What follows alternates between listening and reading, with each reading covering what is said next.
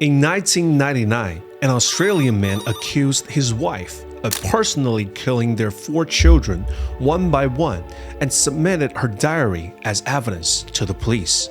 Shortly after, this woman became known as Australia's most evil female killer and was sentenced to 30 years in prison. However, nearly 20 years into her sentence, the case took a shocking turn.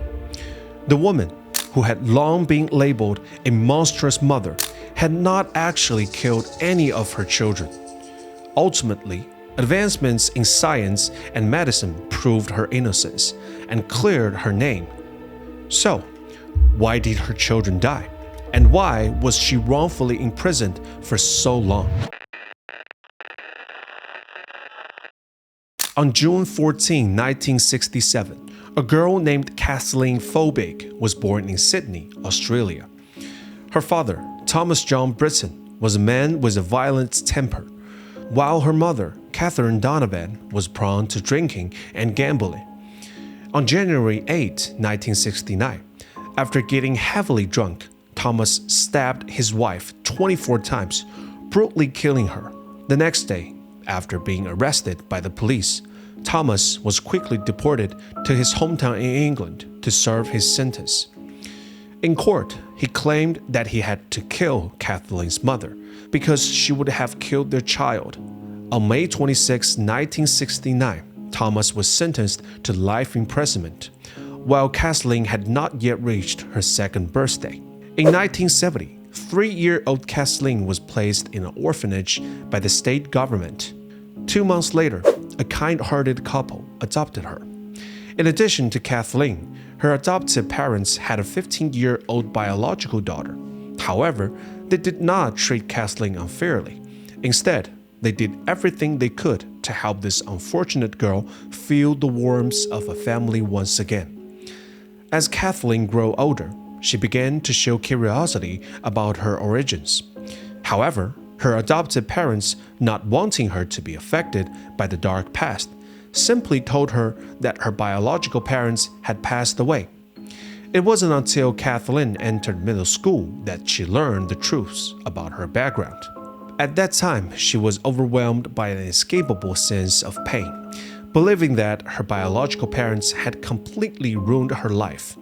Afterward, Kathleen was no longer the obedient and sensible girl in her adoptive parents' eyes. She began skipping school, drinking, and eventually dropping out entirely at the age of 15, relying on side gigs to make a living. When Kathleen turned 18, she met a man named Craig and soon started a relationship with him. Desperate to have a family of her own, Kathleen married Craig.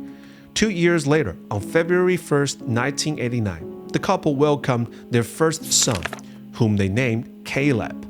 Since Kathleen's delivery had gone smoothly, both mother and child returned home just 4 days after the birth. On February 20, Kathleen placed her son in a crib in the room next to the couple's bedroom and went to sleep with Craig. At 2 a.m., Craig, who was fast asleep, was awakened by his wife's screams. He immediately jumped out of bed and rushed to where Kathleen was, only to find her sobbing hysterically beside Caleb's crib. Their 19-day-old son had stopped breathing. The doctor who arrived shortly afterward examined Caleb's condition and concluded that the death was caused by suffocation due to an unsafe crib. Devastated, the couple had no choice but to accept this cruel reality. The unaccepted loss of their son left Kathleen in a huge pain, and to cope with her grief, she began keeping a diary. In September 1989, Kathleen became pregnant again and gave birth to a boy named Patrick. Still reeling from this loss of their first child, Craig and Kathleen took extra care of Patrick. However, tragedy struck again on October 9, the following year. At 3 a.m., Craig was once again awakened by his wife's screams. When he rushed to the nursery, he was met with the same heartbreaking scene. Kathleen was crying beside the crib, and Patrick had stopped breathing. Craig immediately performed infant CPR techniques he had learned from a parenting book, and unfortunately, Patrick was revived. But after being taken to the hospital, Patrick was diagnosed with both epilepsy and cortical visual impairment. 4 months later, while at work, Craig received a phone call from Kathleen. Through tears, she told him it's happened again. By the time Craig returned home, their second son, Patrick, had already become a cold, lifeless body.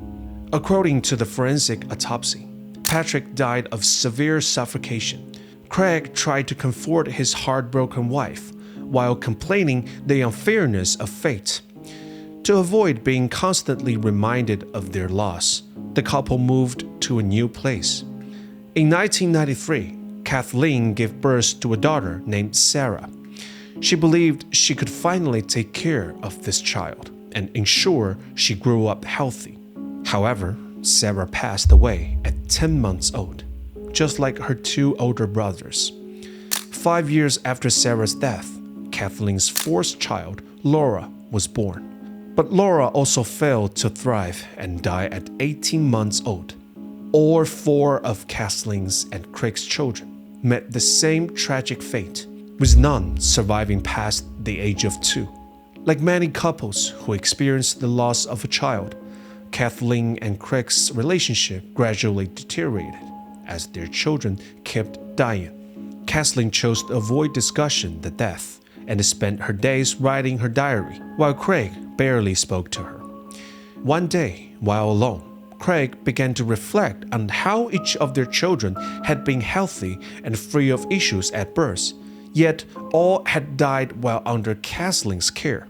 The more he thought about it, the more convinced he became that Kathleen must have been involved in their death. He also recalled Kathleen's habit of keeping a diary and wondered if it might hold clues to the truth about the children's death. So, just a few months after the death of their last child, Craig handed Kathleen's private diary over to the police and accused her of personally killing their 4 children.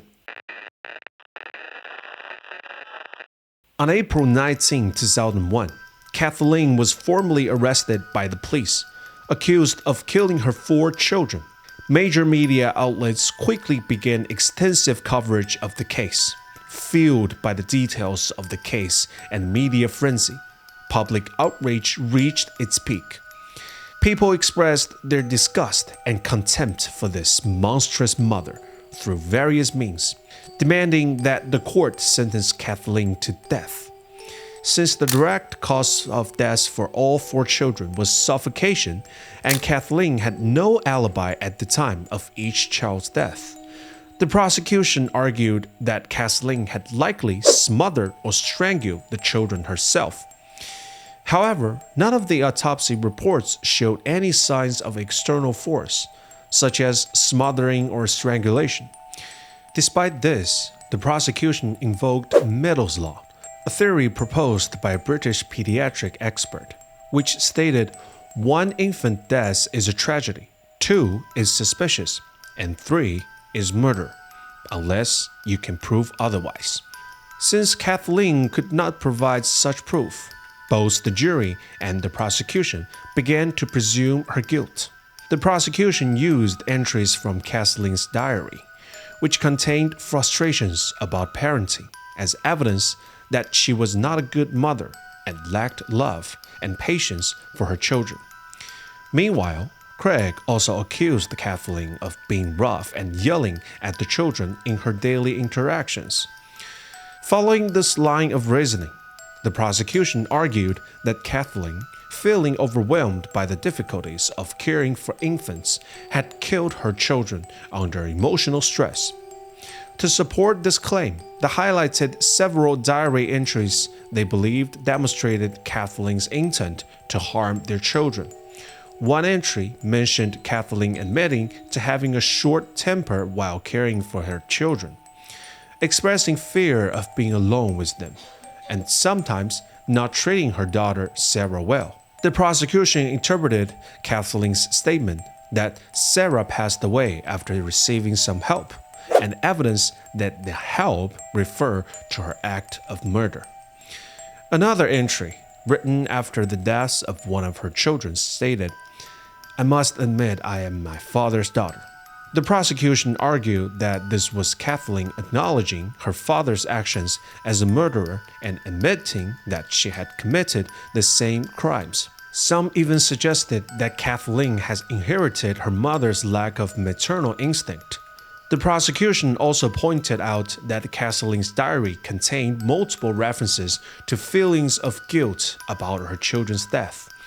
They claimed this guilt stemmed from the remorse of having killed them. Additionally, they noted that Kathleen did not express the grief expected for a young mother in her diary after her children's death. For example, after the death of her second child, Kathleen did not appear devastated, but instead went to the gym and wrote about her struggles with weight loss. Such behavior, the prosecution argued, was not typical of a grieving mother, but rather of a cold-blooded killer. To the prosecution, Kathleen's diary entries were proof of her lack of affection for her children. They became even more convinced that Kathleen, a woman who had lost her parents at a young age and frequently complained in her diary about the challenges of parenting, was likely to resort to murder when faced with constantly crying infants. Kathleen dismissed all these arguments from the prosecution and the jury. She denied killing her children, insisting that their deaths were due to natural causes and that no one, including her husband, who accused her, was at fault. Perhaps due to the overwhelming psychological stress, Kathleen once fled the courtroom during a trial. The judge interpreted this as an attempt to escape justice, and prosecution and jury viewed it as further evidence of her guilt. The case of Kathleen allegedly killing her 4 children not only placed immense pressure on her, but also on the jury, who faced intense public scrutiny. The story of the monstrous mother who killed her 4 infants had spread across Australia, and the public eagerly awaited a verdict that would satisfy their sense of justice. As a result, despite insufficient evidence, Kathleen was convicted of 3 counts of murder, 1 count of manslaughter, and 1 count of maliciously causing harm. She was sentenced to 40 years in prison, which was later reduced to 30 years, with no possibility of parole for 25 years after an appeal by her defense team. In 2003, 36-year-old Kathleen was branded as Australia's most evil female killer and sent to prison. Despite her repeated assertions that she was not the murderer of her 4 children, the court's verdict remained unchanged. During her imprisonment, apart from Kathleen's herself insisting on her innocence, a few of her friends also believed she was not guilty. In letters to her friends, Kathleen wrote, "I think they sentenced me based on my thoughts. They used the random things I wrote in my diary against me, and that shocked me." Kathleen also told her friends that she kept the diary solely to vent her negative emotions, grief over her children's death, and pain of pregnancy, and the difficulties of parenting. These emotions, she explained, were rooted in depression and sorrow, not any dark intentions to harm her children. She held on to the hope that one day scientists might uncover the truth and prove her innocence. While Kathleen held on to the belief that science might uncover the truth, her close friend Chapman also tirelessly worked to help overturn her conviction. For years, Chapman traveled far and wide, sharing Kathleen's case with pediatricians, pathology experts, legal professionals, and the few members of the public who believed in her innocence. He communicated with them via email and in-person meetings to discuss the case's inconsistencies. In 2015, Chapman's efforts began to work. The New South Wales Premier received a public petition demanding a forensic pathology review of the 4 infants' deaths. In 2018, the Premier agreed to reopen the investigation. During this time, they discovered an extremely rare genetic mutation in Kathleen's 2 daughters, evidence that medical science had not been able to identify a decade earlier. This gene, responsible for producing the protein commodulin, regulates calcium-ion movements in heart cells.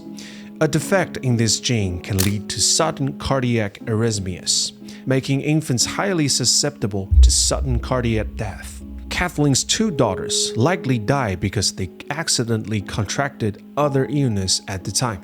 Sarah had a respiratory infection, and Laura had myocarditis. These conditions exacerbated their heart rhythm abnormalities, leading to their sudden death. Professor Michael Toft of Overgaard, Mitzi Nagard, and Carola Garcia de Vinuesa co-authored a research report, all believing that the tragedy of Kathleen's 4 children was an incredible accident.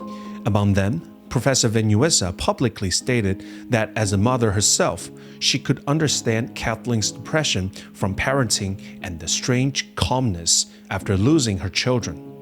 More importantly, as a scientist, she would use scientific data to prove the truth. The evidence they provided was irrefutable and could not be manipulated, as others could also test for this gene. Following this, 9 renowned scholars in the field endorsed Vinuesa's research findings, agreeing that Kathleen's 2 daughters had died of natural causes.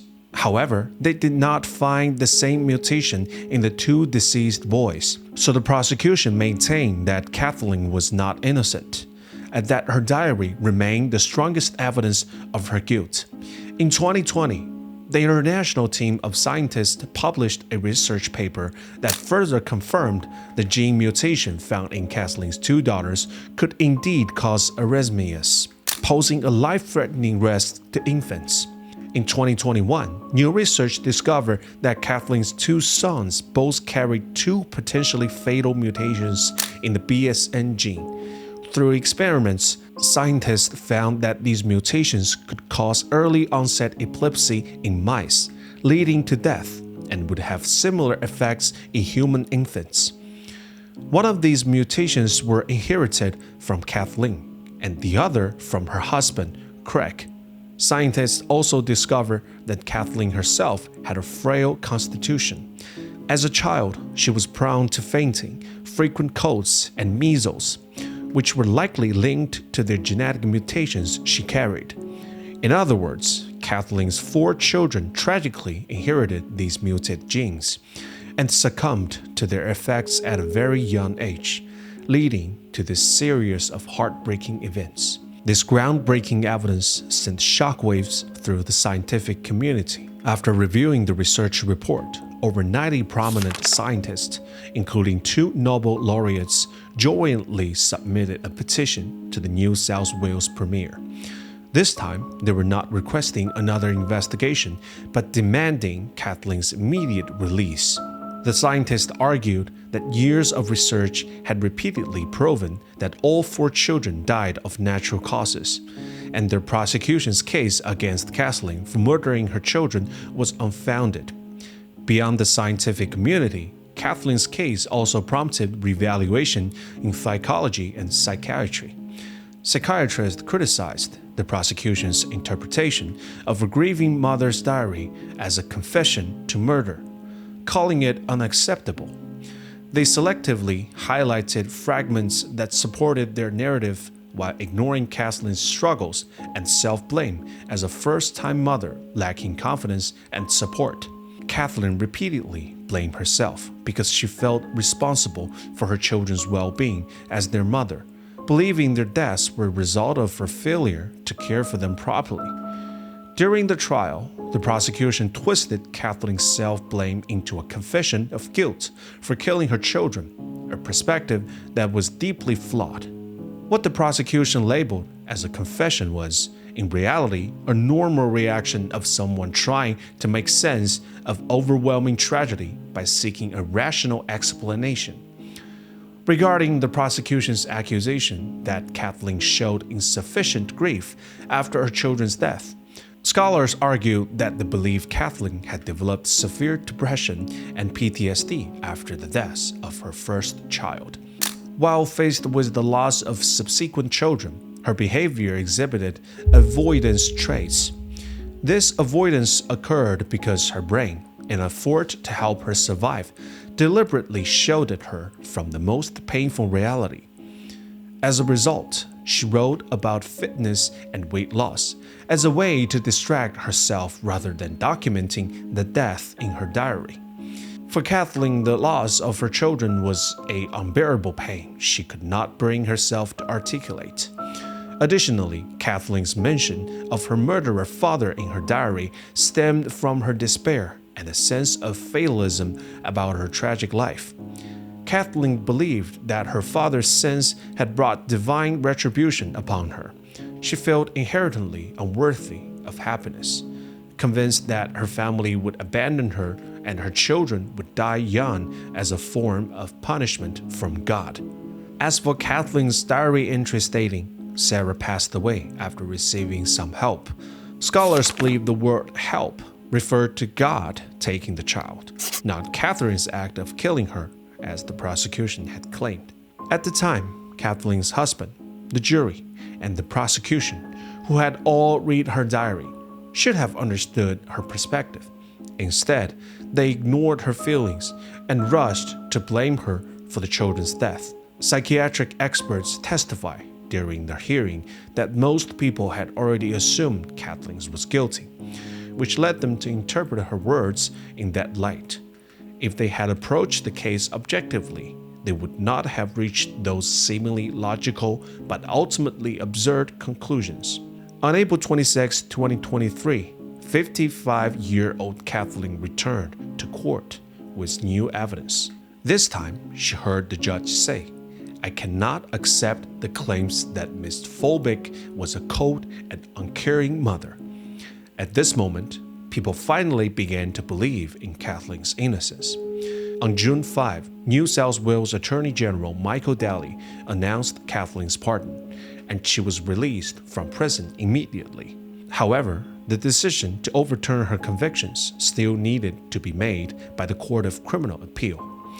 On December 15, the New South Wales Court of Criminal Appeal ruled that, after thorough investigations, Kathleen's previous guilty verdicts were officially overturned, and all charges against her were dismissed. After the verdict was announced, Kathleen, standing outside the courthouse, told reporters that she was deeply grateful for the advancements in science and genetics which had finally explained why her children had died. After Kathleen's convictions were officially overturned, her lawyer stated that her legal team is now preparing to seek compensation from the government for her wrongful imprisonment, a sum that will be significantly larger than any previous compensation payments. In response, New South Wales Attorney General Michael Daly said the government would carefully consider any compensation claim, expressing profound sympathy for everyone affected by the events of the past 20 years. Approaching 60, Kathleen's life seems to have been filled with tragedy.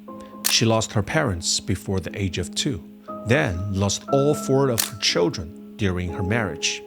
Instead of offering comfort and support, during her darkest times, her husband accused her of being the murderer of their children, leading to her wrongful imprisonment for 20 years. Fortunately, Kathleen had a devoted friend who tirelessly worked to overturn her conviction. And, just as Kathleen had believed while in prison, the case ultimately reached the conclusion she had hoped for. One day, scientists would uncover the truth. Thankfully, she finally lived to see that day. While people may be swayed by emotions to make wrong judgments, science does not lie. This is Charles bringing you crime story analysis. If you like this channel, please like, subscribe, and turn on the notification button. Have a case you want me to dig in and share, leave a message on the comment section, and I will see you next time.